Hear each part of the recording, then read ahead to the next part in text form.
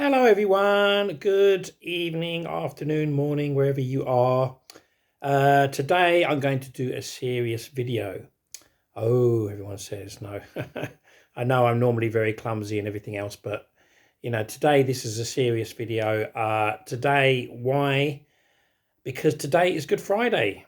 Now, that's not going to mean much to many people. Um, but obviously today, to a lot of people, it's just another bank holiday and so on and so forth. But today is the day that we believe, or many of us believe, that Jesus Christ died for the sins of the world. Now, some of you might be thinking, well, why is this any relevance today? It's something that happened 2,000 years ago. Many of you may not even believe that Jesus existed, or may believe he's a mythological creature, or whatever the case may be, or some of you might believe he's just a good prophet, like the Muslims believe, and so on and so forth. So, guys, I know I've done a couple of videos before on life after death. Today, obviously, is Good Friday. What does this mean? Everyone, as I said, is entitled to their own beliefs. Everyone believes something, and that's good. And no offense and no disrespect to anyone of different faiths, different beliefs, atheists, Hindus, Buddhists, Sikhs, Muslims, whoever you may be. But today, according to the Bible, according to the Christian belief, is the day that Jesus Christ died for the sins of the world, suffered a horrible, bloody death on the cross, where he's nailed to the cross, and he's done it for you. Yeah, and he's done it for you, and he's done it for me, and he's done it for every single person on this planet. So if you guys have never felt that you were loved, if you've had bad experiences with your own personal family or father or relationships in life, I'm here to tell you that you have someone that loves you very, very much. Very, very much indeed, that he's given his life for you. Now, why is that important, and why is it significant 2,000 years ago, Jesus dying on the cross? How does that affect us today? Because according to the Bible, Jesus was God in human form. He wasn't just a prophet. He wasn't just a man. He was a person, the creator of the universe, that entered our space-time, came here, and paid the penalty for every single thing that all of us have done wrong, so that we can live forever, eternity in heaven. As I said before, no disrespect to anyone of any other beliefs. This is totally natural again, off the cuff. It's up to you guys what you believe. No offense to anyone. You are loved unconditionally, regardless of what you believe. But one thing I think we can all agree on is that 2 + 2 = 4. If something is true, it's true for you, me, and everyone, regardless of what we believe in. So all I'm saying to you guys is that the significance of today is that, according to the Bible, is that we have all gone our own separate ways. We've all done things separate. We've all lived our life separate to God. We might be a good human being. We may have done many, many good things in our life, like give money to the poor, help people across the road. Help elderly blind people across the road. Many, many good things. But God's standard is perfection, and we all fall short of that. Every single one of us has done things wrong. We've done things right as well. Some days we do good, some days we do bad, myself included. The good news is, as I said, today is the day that Jesus took upon himself the sins of the whole world, for us. And the most important thing is the resurrection that happens, obviously, on Easter Sunday. Now, again, many of you aren't going to believe in the resurrection. Okay, many of you aren't going to believe in Jesus. That's fine. As I said, it's totally up to you guys. The significance of this, as I said, if he was the creator of the universe, then it applies to every single person here. Because according to the Bible, when we die, it's just our physical body that dies. Our spirit is going to go off to eternity. It's either going to go to be with God, or it's going to go separated from God. And I hate to say that word, before I looked into Christianity or anything else, I thought, like many people do, that good people go to heaven, bad people go to hell, all that sort of stuff.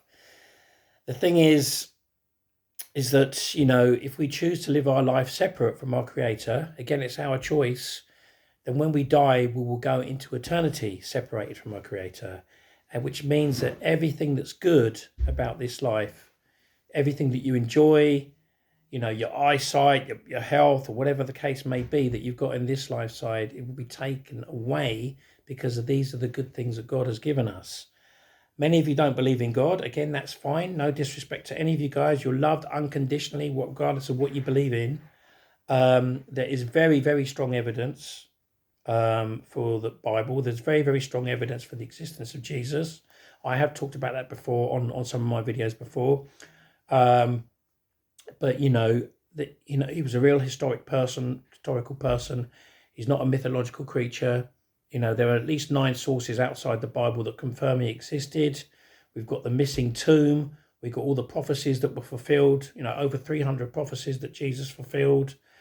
We've got the miracles that he performed. We've got the miracles that are still being performed today. As I said, the fact that his body was missing. 3 days later, he was seen by his disciples, who all died, not for a faith, but they died, apart from one, they all died for what they had seen. They claimed to have seen the risen Jesus. Okay, this is the claim that they've seen. I know people have died for their faith before, but these people have actually died for what they've actually seen. And Jesus appeared to over 500 people, after he rose from the dead as well. So the thing is, if the resurrection took place, it basically means that he's conquered death. That means that you and I do not need to worry about death at all. Now, I know many of us don't want to think about it. We don't want to think about these things. But the thing is, this is good news because it's not the end.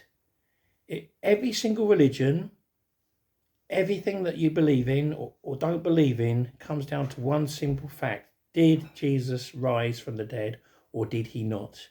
If he did, and the evidence suggests that he did, then it basically means he's conquered death. That simply means that those of us that put our trust in him in this lifetime, regardless of whether you're Sikh, Buddhist, Muslim, Hindu, atheist, anyone that puts their faith in him and asks him to come into their life, this is what you've got to do as well. You've got to be born again.